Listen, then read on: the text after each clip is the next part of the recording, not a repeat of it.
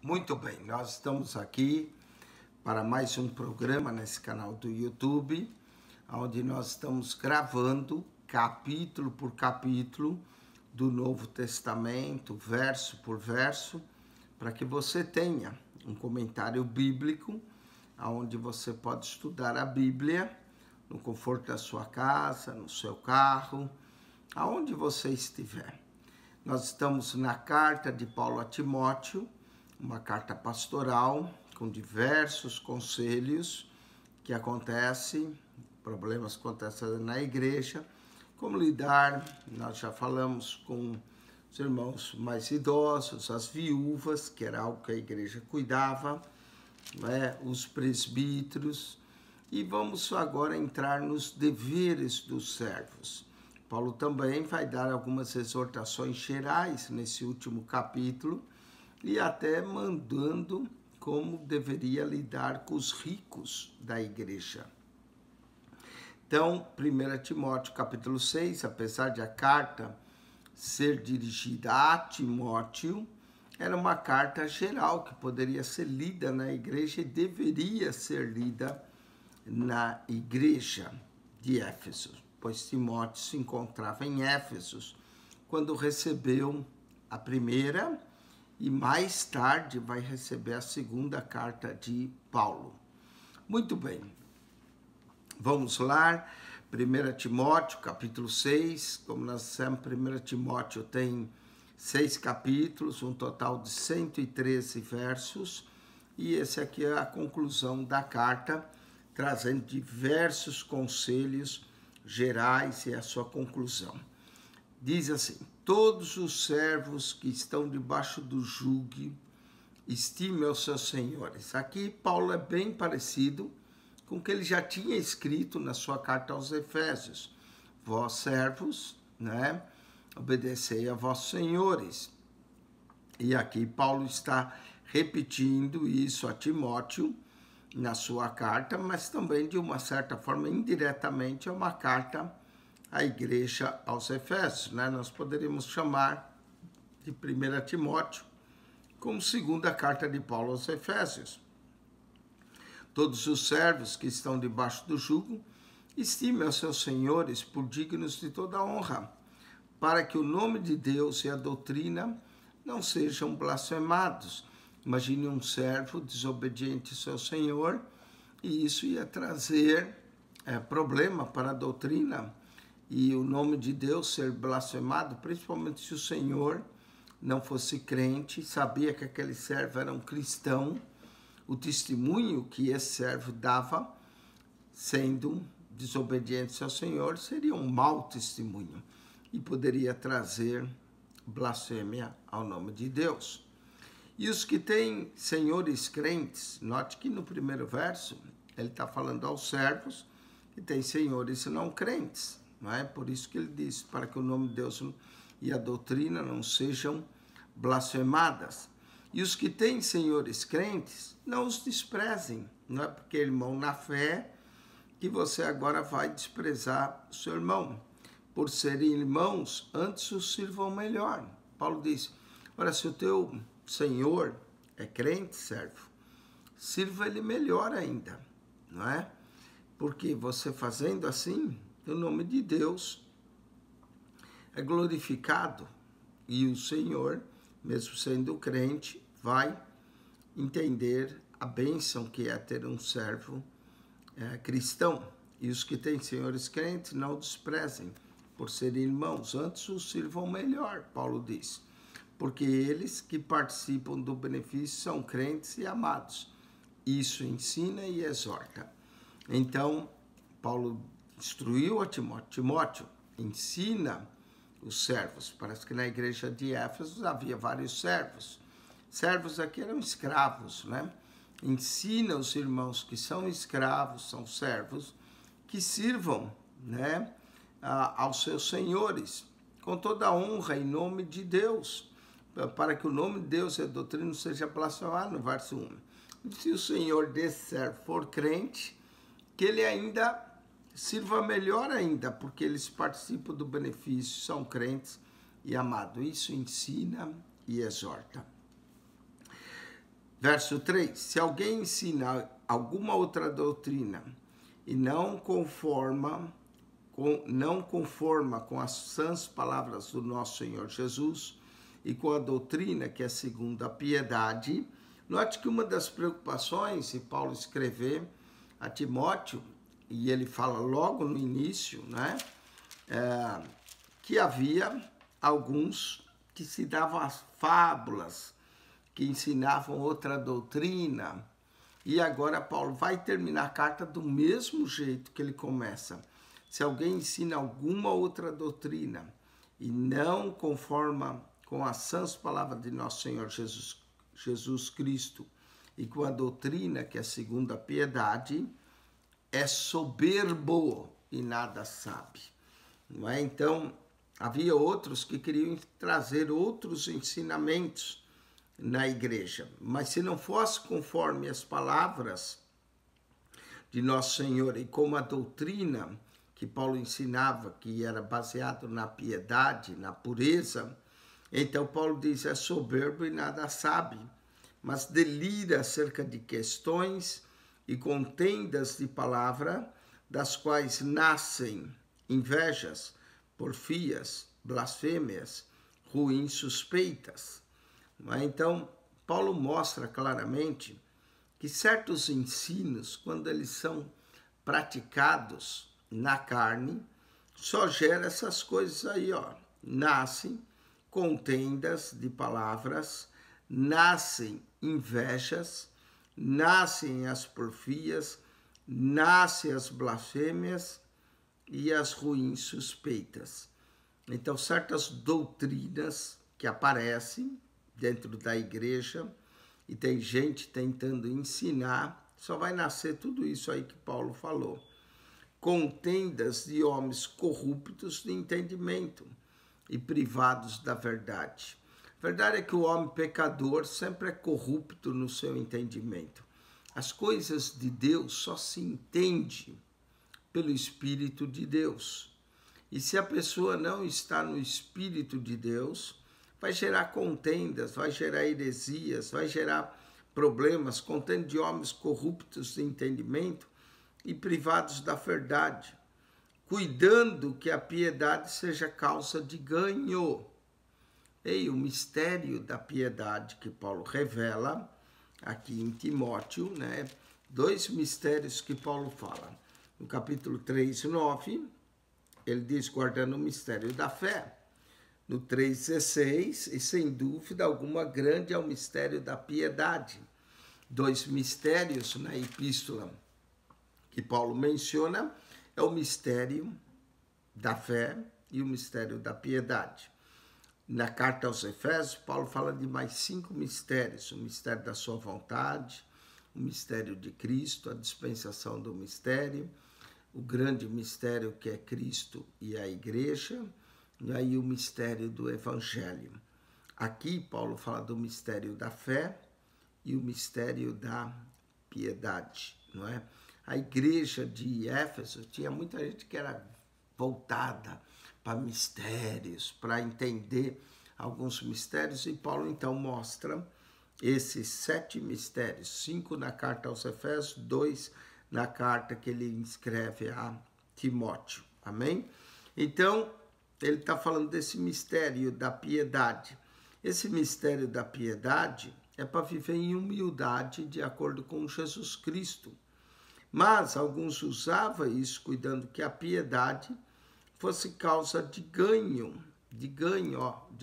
Acha que evangelho é para ganhar dinheiro. Olha o que Paulo vai dizer.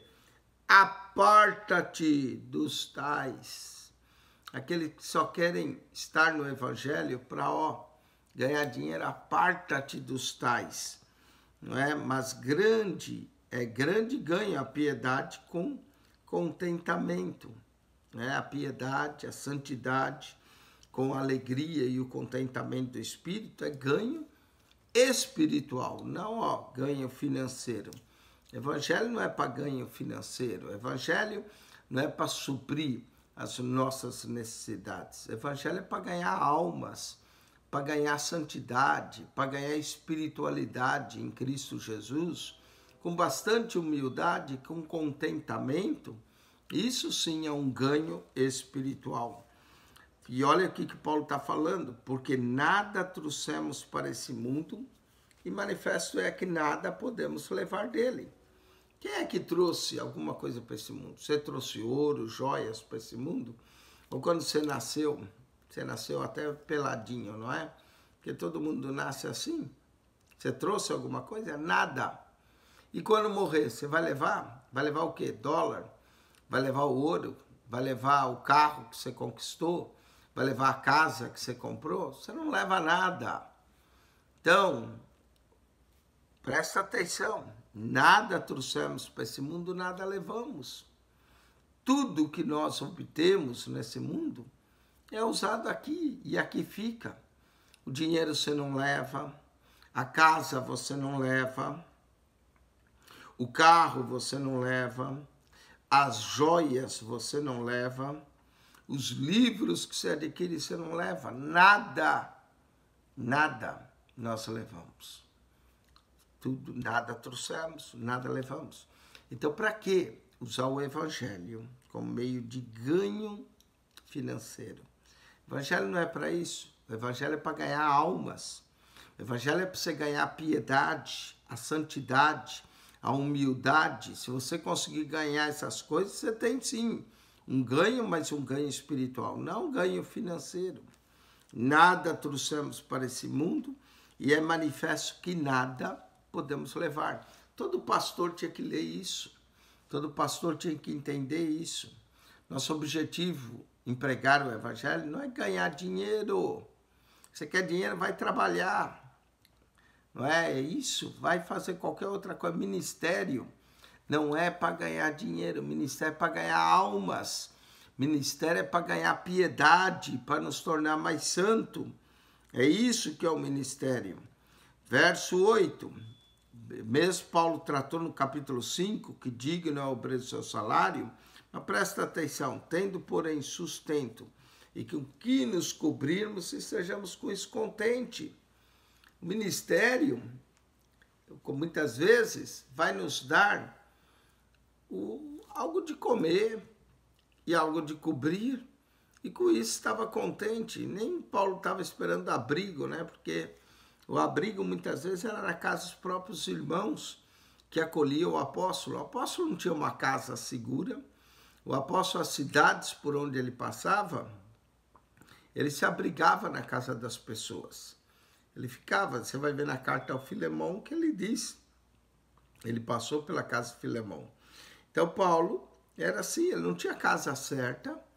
Ele chegava numa cidade, achava alguém digno naquela casa, ficava ali, plantava a igreja, depois da igreja plantada, Paulo ia embora, não é? Porque nada trouxemos para esse mundo, é manifesto que nada podemos levar, tendo, porém, sustento com que nos cobrir, estejamos com isso contentes. O apóstolo ensina o contentamento com poucas coisas. É o obreiro do Senhor, verdadeiro obreiro, se contenta não é com muito, não é?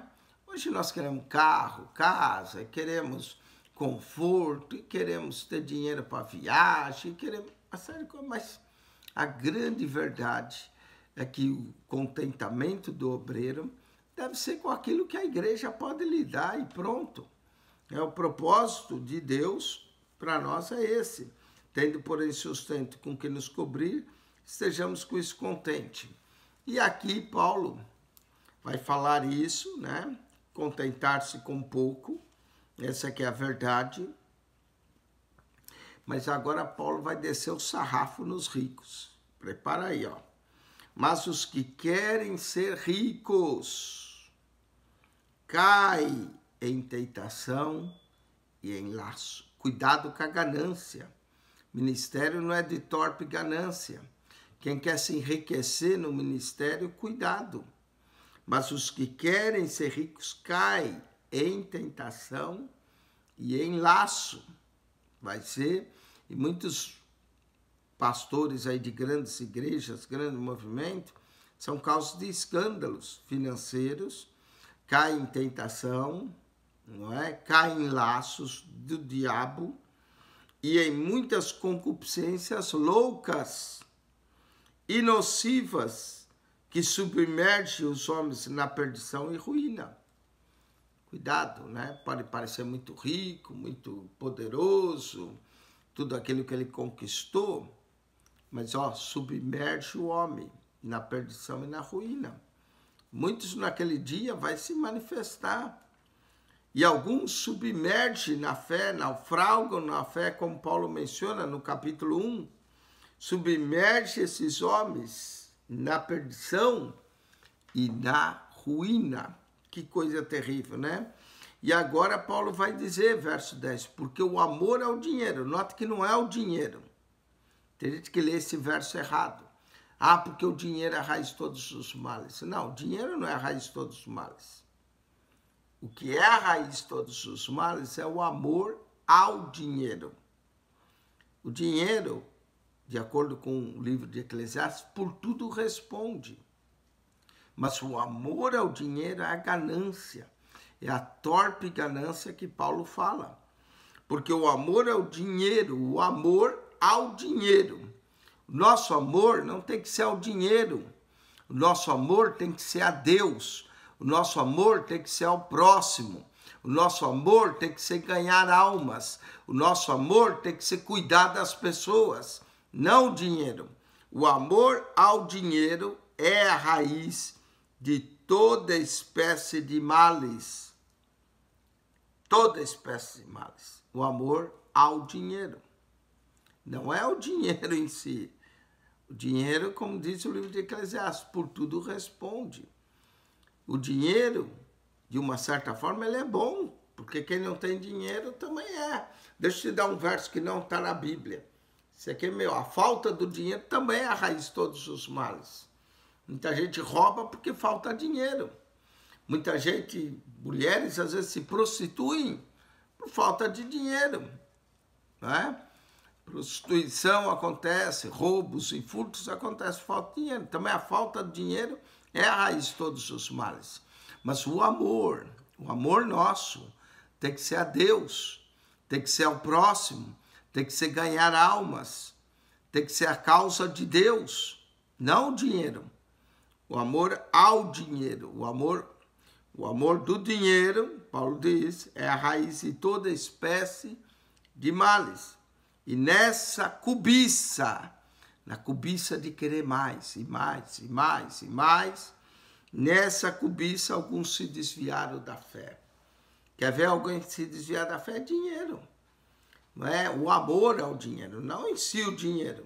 Dinheiro não desvia ninguém, não. Mas o amor ao dinheiro acaba desviando alguns da fé e se transpassar a si mesmo com muitas dores. Não é? Dores. Paulo trabalhava noite e dia para suportar seu ministério. Nós podemos trabalhar também para suportar o nosso. Não é? Mas o amor ao dinheiro é a raiz de todos os males. Mas olha o conselho que Paulo dá a Timóteo. Mas tu, ó homem de Deus, foge dessas coisas. Foge da avareza. Não é? Algumas coisas Paulo manda a gente fugir. Se você for enfrentar, você vai cair. Por exemplo, a prostituição. Ele diz, foge da prostituição. Lá em 1 Coríntios 6:18, pode ver. Fugir da prostituição.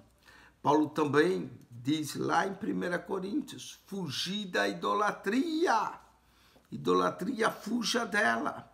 Fuja da prostituição e aqui fuja da avareza. Fuja dessa cobiça, desse amor ao dinheiro. Mas tu, homem de Deus, foge dessas coisas e segue. O que o homem de Deus tem que seguir?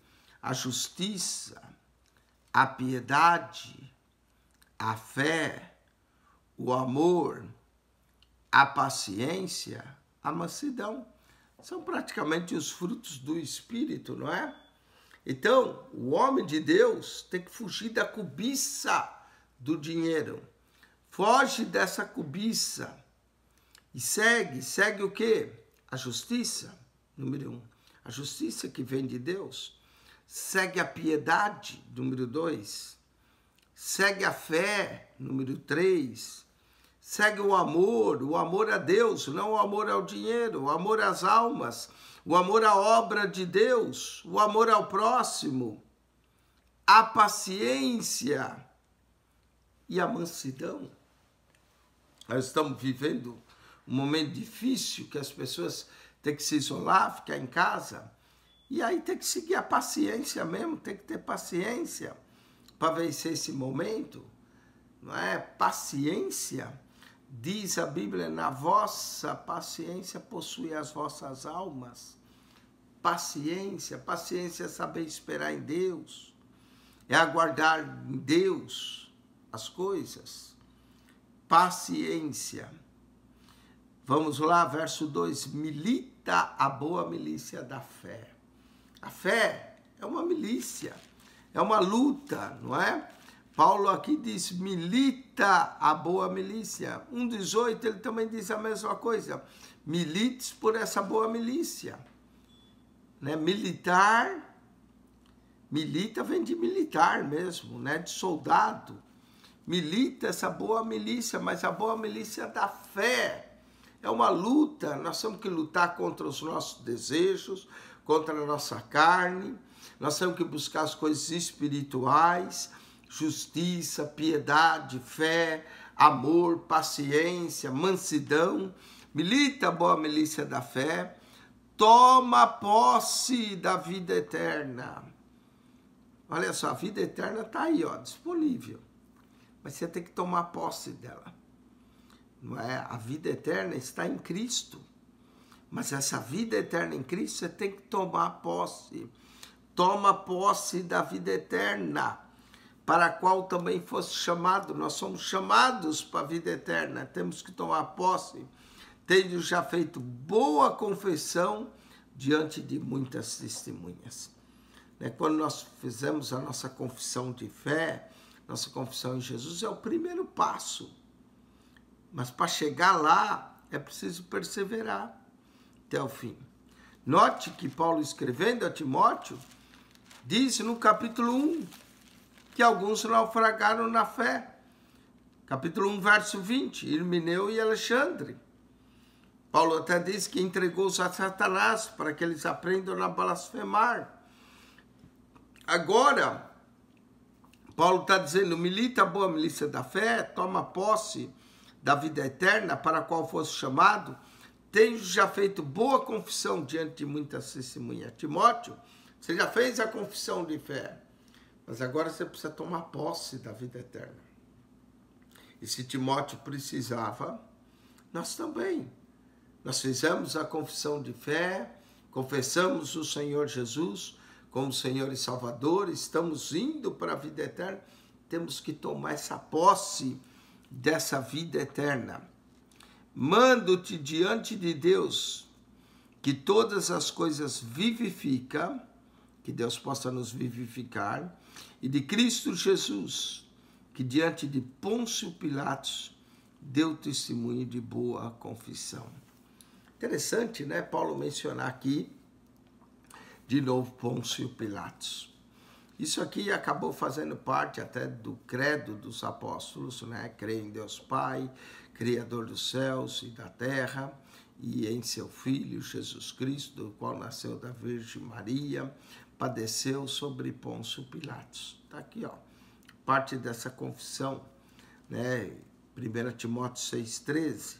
Manda-te diante de Deus que todas as coisas vivifica, e de Cristo Jesus, que diante de Pôncio Pilatos, interessante Paulo mencionar o nome de Pôncio Pilatos, deu o testemunho de boa confissão. Jesus mesmo diante do prefeito, do governador que representava Roma, deu testemunho de boa confissão. Jesus não negou a fé diante de Pôncio Pilatos, mas deu o seu testemunho. Até Pôncio Pilatos, quando disse a Jesus, tu não sabes que eu tenho poder para te soltar ou te mandar crucificar? Jesus disse, nenhum poder teria sobre mim se do alto não te fosse concedido. Então, Jesus deu testemunho de boa confissão diante de Pôncio Pilatos.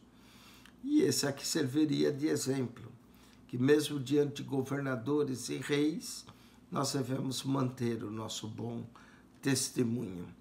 Que guardes esse mandamento, sem mácula e repreensão, até a aparição de nosso Senhor Jesus Cristo. Guarde isso, Timóteo, guarde esse testemunho, não é, diante de Deus, diante das testemunhas, não é, a qual você foi chamado, milita a boa milícia, toma posse da vida eterna. Mesmo Jesus, diante de Pôncio Pilatos, deu bom testemunho.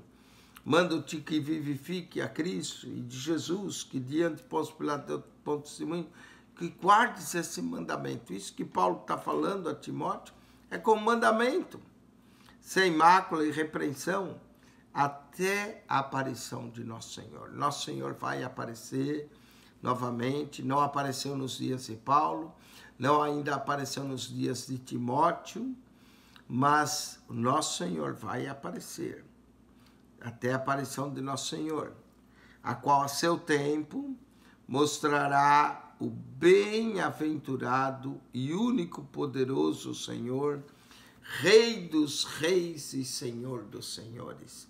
Note que na carta ao Apocalipse, João menciona quando Cristo vier, na sua corte está marcado Rei dos reis e Senhor dos senhores. Mas Paulo já havia dito isso, que a manifestação de Jesus mostrará o bem-aventurado e único poderoso Senhor, Rei dos reis e Senhor dos senhores. Que coisa linda será a volta de Jesus, o Rei dos reis e o Senhor dos senhores, não é? Há coisas lindas que a Bíblia fala de Jesus. Aqui em 1 Timóteo 6,15, chama ele de único e poderoso Senhor. Chama ele de Rei dos reis. Chama ele de Senhor dos senhores. Em João 3,16, chama Jesus de o Filho unigênito de Deus. Em João 3,17, chama ele de o Salvador, designado pelo Pai, aquele que veio para buscar e salvar o que estava perdido. Em Atos 17, 29 e 31, o chama de juiz universal. Em Efésios 1, 22 e 23, chama Jesus de a cabeça universal da igreja. Em Hebreus 5, 5 e 6, nos chama ele de sacerdote perfeito e eterno.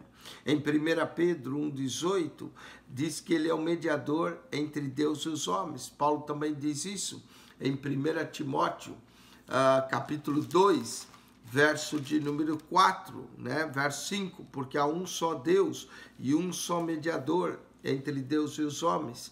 Agora, em 1 Timóteo 6,15, chama de único, poderoso Senhor, chama ele de Rei dos reis, chama ele de Senhor dos senhores. Amém? Jesus é maravilhoso. Jesus é o Salvador. Jesus é aquele que nos dá a vida eterna. Vida eterna é essa que nós temos que tomar posse. Fizemos a confissão da fé, agora para tomar posse tem que permanecer fiel, e fiel até o fim. Não é? Tem que fugir da avareza, tem que fugir da prostituição, tem que fugir da idolatria. Foge dessas coisas, segue a justiça, a piedade, a fé, o amor, a paciência, a mansidão, para que tomemos posse da vida eterna. Verso 16, ele vai continuar ainda falando de Jesus, o Rei dos reis, Senhor dos senhores, aquele que tem ele só a imortalidade. Presta atenção, Jesus não só ressuscitou dos mortos. Paulo faz uma das confissões lindas acerca de Jesus. Aquele que tem ele só a imortalidade. O único que tem a imortalidade até agora é Jesus. Nós vamos tomar posse da vida eterna. Mas aquele que tem ele só a imortalidade, que não morre mais, que ressuscitou para nunca mais morrer, e habita, Paulo vai dizer, na luz inacessível, na luz em que ninguém ainda tem acesso. Só ele tem a imortalidade. Os homens são tudo mortais. Os que já morreram estão aguardando a ressurreição. não é, que vai se dar por ocasião da manifestação do Senhor Jesus. Mas Paulo claramente diz, aquele que tem ele só ele, verso 1 Timóteo 6,16, só ele tem a imortalidade e habita na luz inacessível, na luz que ninguém tem acesso, a que nenhum dos homens viu nem pode ver. Oh, coisa gloriosa essas revelações de Paulo, a qual seja honra e poder sempiterno. Sempiterno é uma junção de duas palavras, sempre eterno, sempiterno, amém. A ele a honra, a ele a glória, a ele o louvor, a ele o poder. Só Jesus tem a imortalidade. Só ele habita na luz inacessível. Oh, coisa gloriosa, revelação maravilhosa. Senhor dos senhores, único Deus poderoso, Rei dos reis. Que maravilha, que coisa tremenda Paulo fala. Aqui a carta 6,16 praticamente acaba. Paulo diz esse amém, não é? E nós vamos ter outro amém aqui no final. Mas quando Paulo começa a citar os améns, ele está terminando a carta, não é? Imortalidade, só Jesus a possui, a imortalidade. Nós seremos revestidos de imortalidade, mas ainda não fomos. Quando nós tomarmos posse da vida eterna, aí sim seremos revestidos de imortalidade. Isso vai se dar por ocasião da volta de Jesus. Esse é outro mistério que Paulo fala em 1 Coríntios 15. Manda aos ricos desse mundo. Outra pancada nos ricos, vem aí. Né? Já tinha dado uma, dizendo no verso 9, que os que querem ser ricos caem em tentação, em laços e muita concupiscência. Agora vem aí, ó, um mandamento para os ricos. Manda aos ricos desse mundo que não sejam altivos. Presta atenção, se Deus te deu a bênção de ser rico, seja um rico humilde, não um rico altivo, porque Deus não se agrada disso. Manda aos ricos desse mundo que não sejam altivos, nem ponham a esperança na incerteza das riquezas. Em Éfeso havia muita gente rica, gente que valorizava a riqueza. Então Paulo diz, olha, manda aos ricos desse mundo que não sejam altivos. Se você lê a carta de Paulo aos Efésios, Paulo fala de algumas outras riquezas que não tem nada a ver com a riqueza do dinheiro. Você pode ler, inclusive Efésios 3,8, ele diz as riquezas incompreensíveis de Cristo. E ele vai mencionar pelo menos 3 riquezas. A riqueza da graça, a riqueza da glória e a riqueza da misericórdia de Deus. Graça, glória e misericórdia. São as riquezas.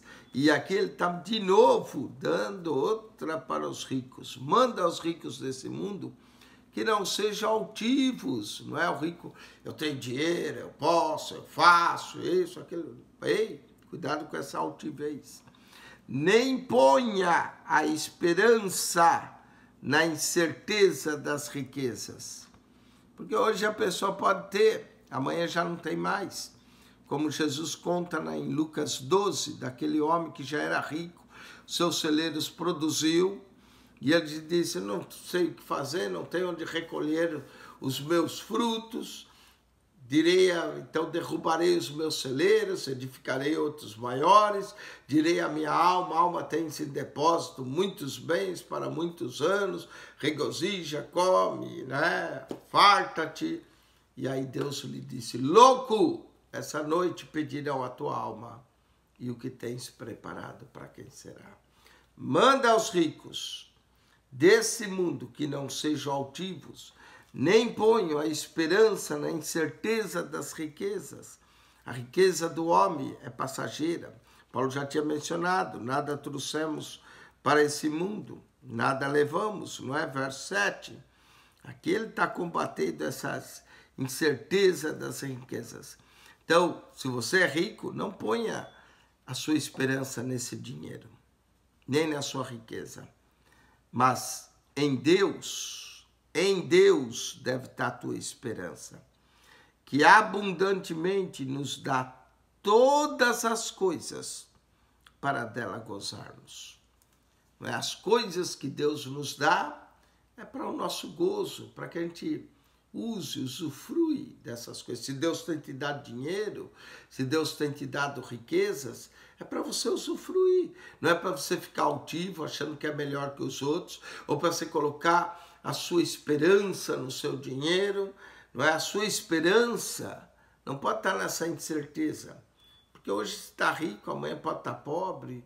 Quantas e quantas pessoas ganharam muito dinheiro e depois perderam tudo, não é? Não coloque a sua esperança na incerteza das riquezas, mas em Deus, que abundantemente nos dá todas as coisas para dela gozarmos. Tudo que Deus faz, faz em abundância. E é para nós gozarmos. A tua esperança não pode estar no dinheiro. A tua esperança tem que estar em Deus. Em Deus. Em Deus é a nossa esperança. Que nos dá abundantemente todas as coisas para dela gozarmos. E ele ainda diz mais. Que façam o bem. Deus te deu riqueza? Faz o bem. Usa o dinheiro para fazer o bem. Enriqueça, não só no dinheiro, mas enriqueça em boas obras. Pratique boa obra. Pratique a caridade. Faça o bem, enriqueça em boas obras. Repartam de boa mente e sejam comunicáveis. Deus te deu riqueza? Reparta. Não é? O que Zaqueu disse a Jesus quando ele entrou na sua casa? Senhor, vou dar aos pobres metade dos meus bens. Eita, quando o homem falou isso, e vou devolver, se de alguém ter tomado alguma coisa, vou restituir 4 vezes mais, Jesus falou, hoje entrou salvação nessa casa. A salvação entra na casa do rico, o dia que o rico coloca sua esperança em Deus, decide compartilhar o que ele tem, vai enriquecer em boas obras para com Deus, não é? Vai repartir de boa mente e ser comunicável. Comunicável é comunicando aquilo que Deus lhe deu para abençoar os que não têm. Comunicáveis. Olha só que a recomendação para os ricos aqui é forte. Manda aos ricos desse mundo que não sejam altivos, nem põe esperança na incerteza das riquezas, mas em Deus, que abundantemente nos dá todas as coisas para dela gozarmos, que faça o bem, que enriqueça em boas obras, que reparta de boa mente, que sejam comunicáveis, que entesourem para si mesmo um bom fundamento para o futuro. Isso me faz lembrar de John Rockefeller, e eu acho que eu já mencionei isso antes. John Rockefeller é uma bilionária, a família Rockefeller até hoje controla das grandes fortunas do mundo, não é? John Rockefeller era batista, ficou rico com óleo, não é? E um dia Rockefeller adoeceu, o pastor foi visitá-lo e disse para ele, John, eu sou teu amigo, teu pastor, eu vou te falar uma coisa, você vai morrer e vai para o inferno, John. E o Rockefeller tomou um susto, ele estava doente, não é? E ele tomou aquele susto, ele falou, estou te falando como teu amigo, como teu pastor, você ganhou tanto dinheiro, mas você não tem compartilhado nem dado isso. E aí o Rockefeller, assim que o pastor foi embora, chamou os seus advogados, mandou separar uma boa parte de sua fortuna e doou à igreja. Até hoje, há mais de 100 anos que ele fez isso. A igreja American Baptist ainda goza dos fundos que Rockefeller doou. Ele entesourou, sim, para si na vida eterna. Que entesoure para si um bom fundamento para o futuro, para que possam alcançar a vida eterna. Ninguém compra a salvação, não. A salvação é dada em Jesus. Mas se Deus lhe abençoou financeiramente, que você entesoure no céu. Como Jesus disse, ajuntai tesouros no céu. E como é que nós ajuntamos tesouro no céu? Como é que nós entesouramos para a vida eterna? É dando. Por isso que a Bíblia diz, mais bem-aventurança é dar do que receber. Se Deus tem te dado, dê, compartilhe, faça de boa mente, reparta com bom coração, seja comunicáveis, aprenda a abençoar vidas, que tesoure para si mesmo um bom fundamento para o futuro, para que eu possa alcançar a vida eterna. Olha só como o ensino de Jesus aparece aqui no final dessa carta, o ensino de ajuntar tesouros no céu, o ensino de colocar a confiança em Deus, faz lembrar o encontro de Jesus com aquele jovem rico. Bom mestre, que bem farei para herdar a vida eterna? Conhece os mandamentos? Quais? Jesus diz, honra teu pai, tua mãe, não matarás, não furtarás, não dirás falso testemunho. Diz, tudo isso tenho feito. Jesus não disse não cobiçarás, porque ele era cobiçoso. Tudo isso tenho feito, o que me falta ainda? Jesus olhou para ele e falou, se queres ser perfeito, vai, vende tudo que tu tens, dá aos pobres e terás um tesouro no céu. E depois vem e me segue. E ele partiu triste. Foi o homem que conheceu Jesus, esteve com Jesus, partiu triste pelo muito que possuía.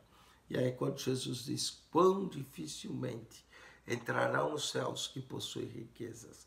Em verdade vos digo que é mais fácil um camelo passar pelo fundo de uma agulha do que um rico entrar nos céus. Fundo de agulha não é aquela agulha costurar. Fundo de agulha era uma porta pequena que havia em Israel, né?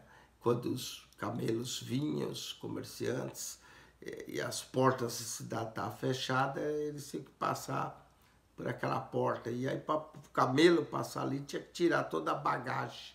Da mesma forma, para o rico entrar no céu, tem que tirar essa confiança que ele tem no dinheiro e colocar confiança em Deus. Coloque a tua confiança em Deus, não é?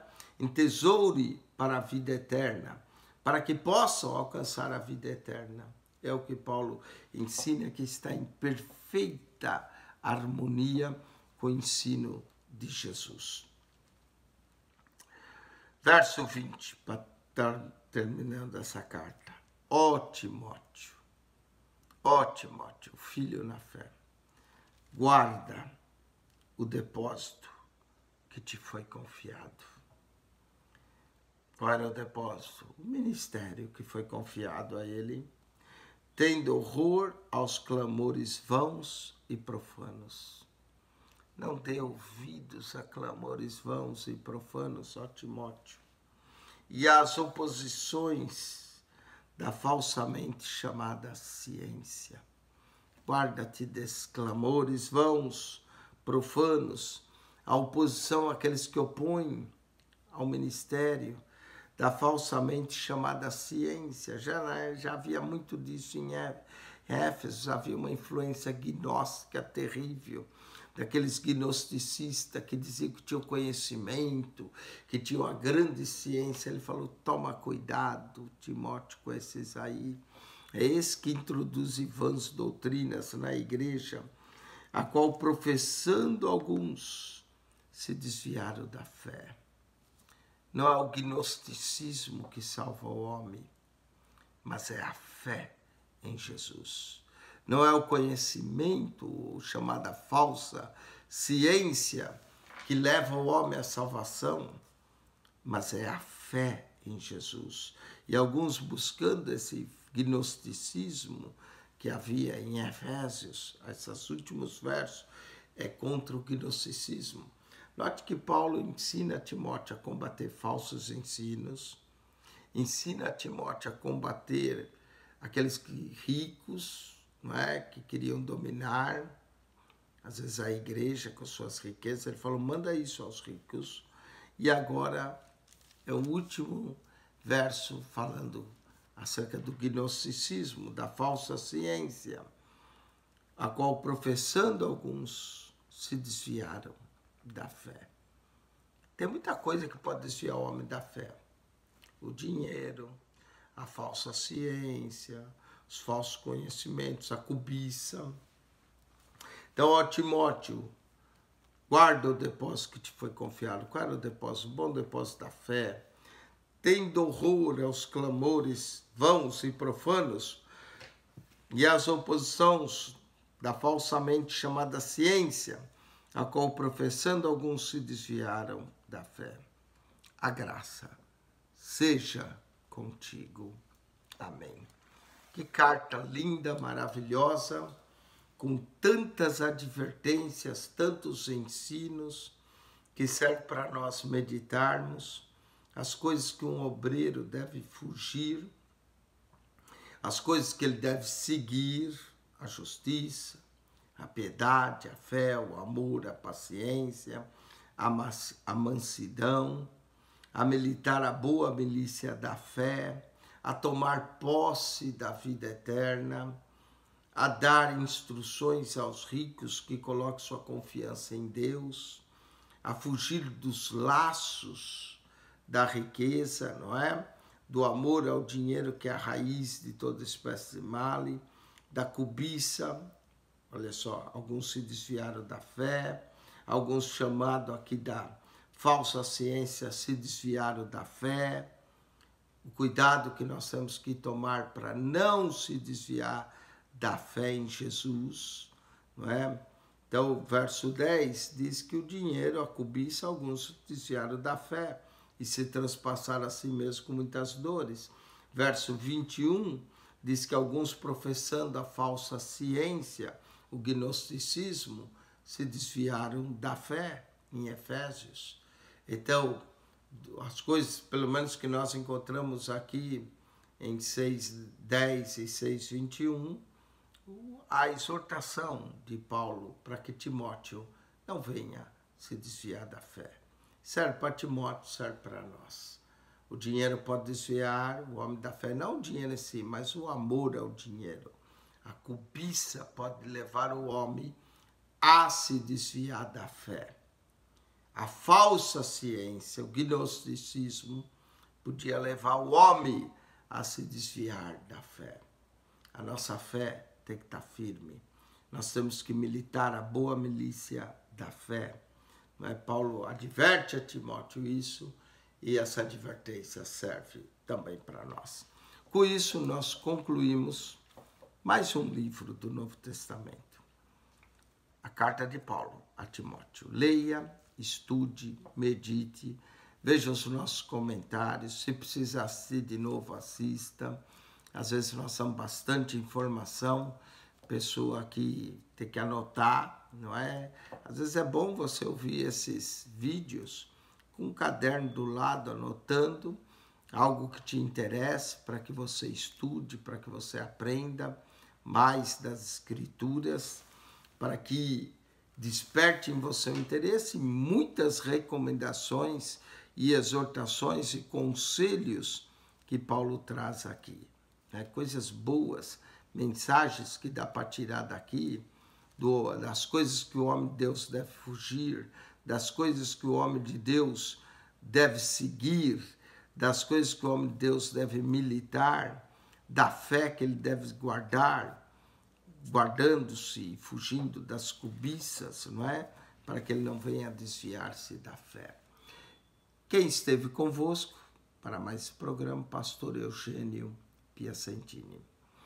Subscreva no nosso canal, coloque lá o sininho que você vai ganhar alertas de novos vídeos que nós lançamos. Nós estamos gravando esse comentário no Novo Testamento. Se tem sido de bênção, se tem abençoado você, mesmo que a gente fale alguma coisa que você não goste, não é? Mas é a palavra de Deus. Que você divulgue isso, que você compartilhe esses vídeos, seus amigos, familiares, para que mais pessoas ouçam, para que elas aprendam, né? Até você mesmo, alguma coisa que você não gostou que a gente falou, né? Vai estudar, vai ler a Bíblia, vai então meditar, amém? Que Deus te abençoe grandemente. Que a graça de nosso Senhor Jesus Cristo seja contigo.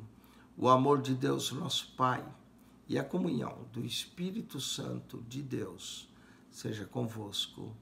Deus vos abençoe ricamente em Cristo Jesus. Amém e amém.